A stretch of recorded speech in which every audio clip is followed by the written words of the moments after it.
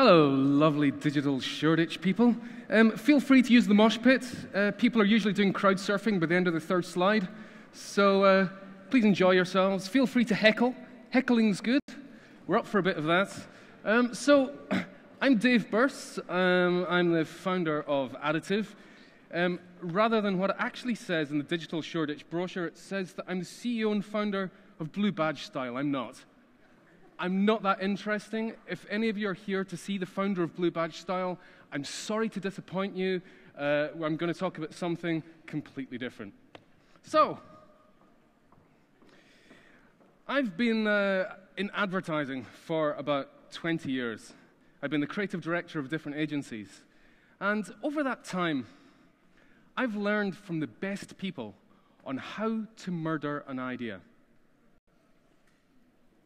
Last year, I spoke about how to have great creative ideas, which is based on a book that I wrote last year called A User Guide to the Creative Mind. So I thought it'd be good, after last year, being all about creating ideas, this year it'd be about how to destroy them. Because one of the things that I have found is that most people do not actually want creativity. They want to want creativity. They would like to like creativity, but they don't actually want it. It's inconvenient, it's disturbing, it's disruptive, and it makes people feel uncomfortable. So I've got a bunch of things here. Oh yes, also, a little sales alert. I've just launched something called One Day Code School. It teaches you the language of the web, HTML, CSS, and a bit of JavaScript in just one day. There you go, sales alert done. Note that down, come along, we've got something in 3 weeks' time. Right, so let's start killing ideas. So the first way that we can do it is just do what businesses normally do. Just rely on group brainstorms. Now, group brainstorms, this is what businesses think is the way to come up with creative ideas. It's not. What happens in group brainstorms is that you get people, the people who have got ideas and are a bit worried about them don't actually speak. The ones who are mouthy speak. And you've got this whole problem of business democracy. Democracy does not work in business. Brainstorms most certainly do not work. They've done research just in the last 2-3 years, and they've found that running a brainstorm session actually produces fewer ideas and worse ideas than just using the same people coming up with ideas independently. So, because I'm teaching you how to kill ideas, how to eliminate creativity from your organization, use brainstorms. Go for it. It's awesome. Right, next point. It's only use people with expertise. Because surely the people with expertise, they know all about this stuff, don't they? They're the ones, they've been doing this for years. That's a brilliant way to make sure you don't come up with anything new and anything fresh. Because all that stuff they've learned comes with a pile of assumptions. And that is a sure way to make sure that you're not going to get anything that's original, anything that comes in from a different angle. If you actually did want to have creative ideas, then invite people who are a bit more junior and invite people who don't actually work in that function. Then you're going to get interesting stuff. But seeing as we're killing ideas, stuff it. Just use people who've got expertise. Next one's eliminate criticism. After all, that's the first rule of brainstorms. You know, the first rule of brainstorms, do not criticize anything. Anything in this room is a good idea. There's no such thing as a bad idea. Bullshit. Bad ideas are bad ideas. Good ideas are good ideas. You need to be able to judge this stuff. So, criticism, one of the things that they found as well in recent years is that if there is criticism within the idea process, I'm not going to use that American word ideation. It's evil. You must not use it, okay? You listening? Do not use it. When you're coming up with ideas, if there's criticism involved in that, what it does is it makes people want to come up with better ideas. Not just any old idea, which is what brainstorms and lack of criticism does. It's just have an idea. No, it makes people want to come up with better ideas. There's another thing that's far more important than that. If you use criticism within your idea process, at the end of the time that you've spent, people carry on thinking. If you eliminate criticism, people stop thinking at the end of the session because I've come up with my ideas. What's your problem? So criticism, eliminate it, come up with shit. Well done. If you don't make anyone responsible for something, it means that there's no one going to be there to drive ideas forward. There's not going to be anyone who's going to fight for an idea. There's not going to be anyone who's saying to people, right, we need good stuff. We need better stuff here. Don't make anyone responsible for it, and you'll get the crap that you want. This is actually a pretty good one. You'll recognize this one. If you don't define what success means, people don't know how to judge it at the end. They don't know what they're aiming for. So you might recognize this phrase. This is the phrase that sums this up. I don't know what I want, but I'll know it when I see it. Does that ring any bells? Don't ring the bell. We're not done. Does that ring any bells? Yeah, because it's the perfect one. Because if you don't actually say what a good idea is going to be, what your solution will be defined by, then the great thing is people will come up with ideas, and at the end you can go, nah, it doesn't really fit what we're looking for. It's great. You don't even need to question it. You just go, nah, it doesn't fit what we're looking for.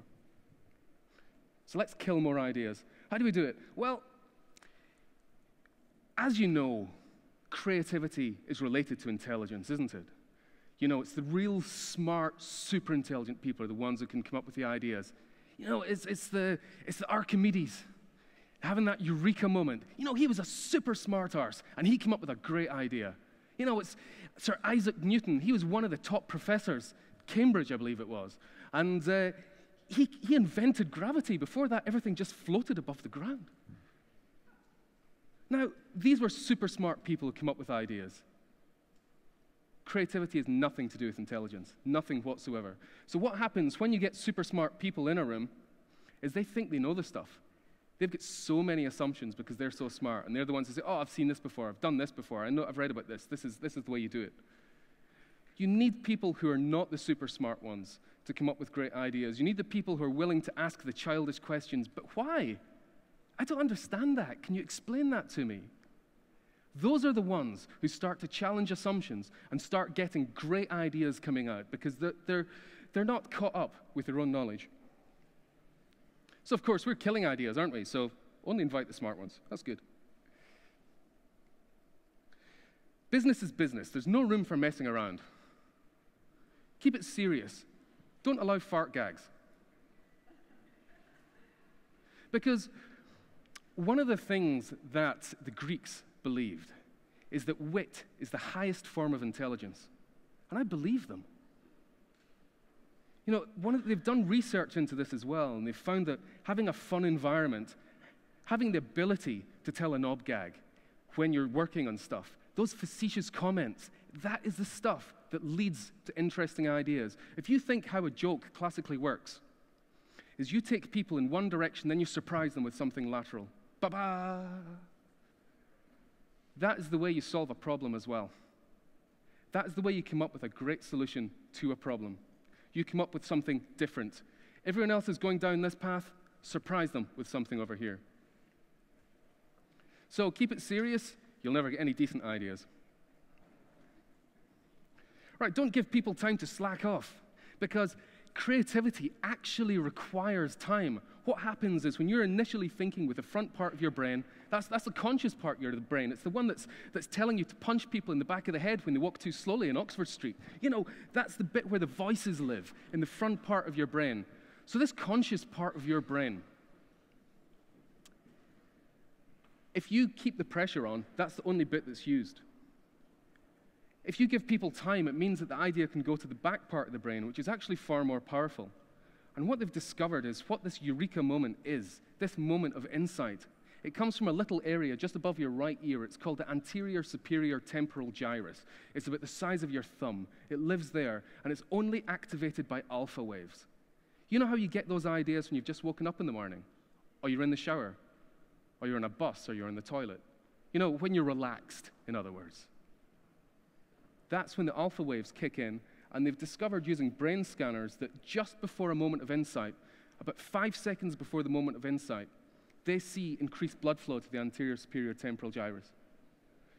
So if you keep the pressure on, There's not going to be the time for things to move into the back brain and then to be activated by this. So you're keeping everything front brain thinking. Front brain thinking is about obvious connections.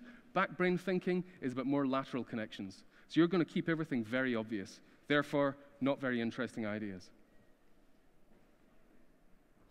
Great thing, make creativity a secondary priority. Nobody's going to want to do it. If you say, yeah, you need to do this in your job, but also I need you to do all this. If people know they're not going to be judged on this, on coming up with great ideas, they're not going to make the effort, because coming up with creative ideas is scary. For the 20 years I was an advertising creative, just about every single brief came in, I didn't know if I was going to be able to crack it. I always had that fear at the beginning, maybe this time I'm not going to be able to do it. It's scary. Telling people your ideas, especially if they're unusual ideas, is scary. So if you make it a secondary priority, nobody's going to want to do it. Perfect. Research. If anyone asks for research, just say, no, don't worry about all that stuff. I'm just looking for ideas. Because research is the important stuff. Research gives you insights. It gives you the things that lead to more interesting approaches. It gives you the unusual understanding of a problem. Get rid of research. Just say to people, nope, nope, nope, don't worry about it. It's just ideas. And then at the end of them, when they show the ideas, you go, nah, it doesn't really fit what we're looking for. Creatives are always saying things like, I'm not sure why, but this just feels right. Don't trust any of that nonsense. Just say, if you cannot tell me rationally and give me the business reasons for this, then I'm not listening. And then you get rid of all that airy-fairy nonsense.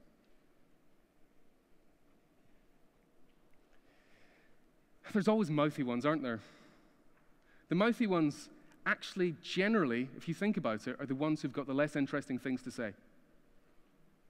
Because the mouthy ones are the ones who've got the confidence to say, I've seen it done this way, I've seen it that way, my understanding is this. They're the ones who are going to, everything's very black and white to mouthy people. There's this and there's that. I'm right, you're wrong. The people who aren't mouthy are the ones who live in that beautiful land of, actually, I'm not sure if this is right or not. I don't know if I should say this because I'm not 100% convinced, but I think there might be something in it. That is the area of interest. Those maybes, those things that I think there's a hunch here that maybe we should explore. But the mouthy people talk over the top of all of those ones. So just let the mouthy people talk, and you will stop the great ideas coming out, or the seeds of the great idea. Organizations these days are just layers of fear. I'm worried about what my boss is going to think. He's worried about what his boss is going to think. They're worried about their boss. They're worried about the board, and the board is worried about the shareholders. Everyone is scared of the people above them. So that means if you've got layers of fear in your organization, a really strong hierarchy, nobody is going to want to sell anything to the person above them that scares them.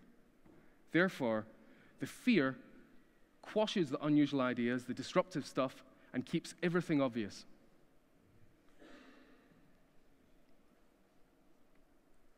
And then this is the beauty at the end of the whole thing. If somebody comes up with an idea that is disruptive, that's interesting, that's never been done before, you say, right, that's great. All we now need is the proof that this is going to work.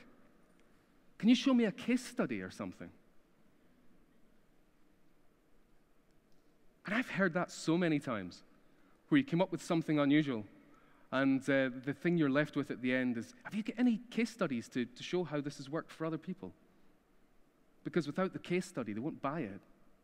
But if you've got something that truly is original, you're pissing in virgin snow here. This hasn't been done. How can you prove something that hasn't been done? So it's a perfect way to kill the ideas. So there we go. I hope I've taken you through very quickly exactly how to kill creativity, because obviously your business doesn't need it. It doesn't want it. It makes people feel uncomfortable. It makes your life difficult. So let's not kid around the bush. Let's not pretend we want creativity when we don't. Make your lives easier. Murder it from the start.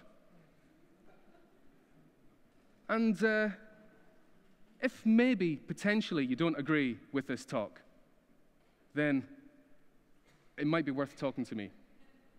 Because I'm more interested in actually helping organizations be more creative, to be more innovative, to use technology in a correct way, and to use human understanding to do things that are going to be effective.